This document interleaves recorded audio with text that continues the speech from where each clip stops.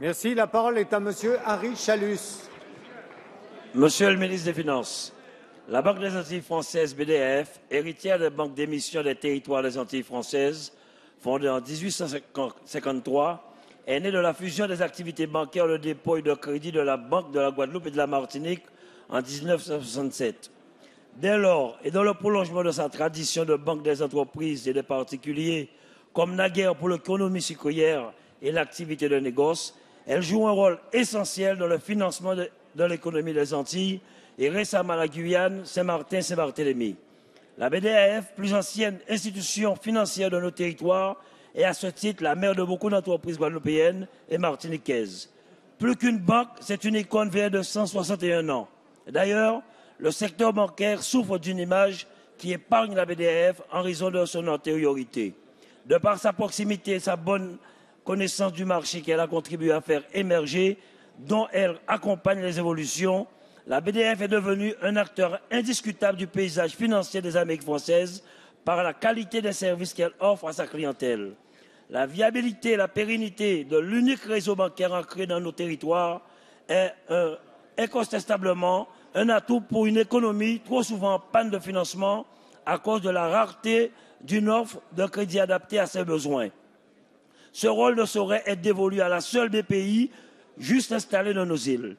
La cession de la BDAF à la Caisse d'épargne de Provence-Alpes-Corse, dans le cadre de fusion-acquisition, laisse planer de véritables inquiétudes sur le devenir même de cette institution qui risque de perdre son autonomie et menace fortement 350 emplois qui permettent de faire vivre sur place nombreuses familles. Eu égard à ces incidences économiques, sociales, culturelles, Monsieur le ministre, quelles sont les dispositions que vous pensez arrêter pour le maintien de cet outil de financement des entreprises, des ménages, de l'économie de ces territoires et singulièrement de la Guadeloupe où le chômage ne cesse de... Sapin, ministre des Finances et des Comptes publics. Merci beaucoup, Monsieur le Président. Mesdames, Messieurs les députés, Monsieur le député Charlus, vous attirez mon attention à juste titre sur le devenir de la Banque des Antilles françaises, dont on connaît l'histoire, dont on sait en quoi il est important pour l'économie de l'ensemble des Antilles et en quoi vous y attachez vous-même personnellement un intérêt raisonné et raisonnable.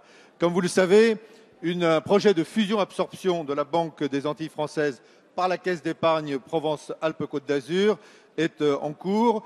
Des initiatives sont à prendre, évidemment, pour sauvegarder l'emploi et sauvegarder l'identité même de la BDAF. D'abord, je voudrais noter que cette opération s'inscrit dans une reconfiguration générale du paysage bancaire local qui va dans le sens du regroupement des acteurs et de leur consolidation pour leur permettre de faire face en particulier aujourd'hui à de nouvelles règles en termes de sécurisation du système bancaire et donc sécurisation pour l'ensemble de ceux qui leur font confiance et déposent leur argent dans ces banques. Il y a donc quelque chose de positif dans ce rapprochement entre la BDAF et une autre banque, à condition, bien entendu, que le groupe BPCE, qui m'a informé de ses intentions, s'engage, c'est ce qu'il a fait, à ce qu'à l'issue de ces opérations soient constitués des groupes de travail qui associent les représentants de la direction, les représentants du personnel et qui permettent d'analyser les dimensions économiques, les dimensions en termes d'emploi, les dimensions en termes d'organisation de ce projet. La préservation de l'emploi, la préservation de l'identité de la BDAF sont bien entendu au cœur des travaux qui devront être menés par ces groupes de travail. Voilà en quoi nous serons nous-mêmes extrêmement attentifs au déroulement de ce travail pour faire en sorte que cette opération soit positive pour les Antilles et qu'elle apporte non pas un amoindrissement de ses capacités en termes économiques.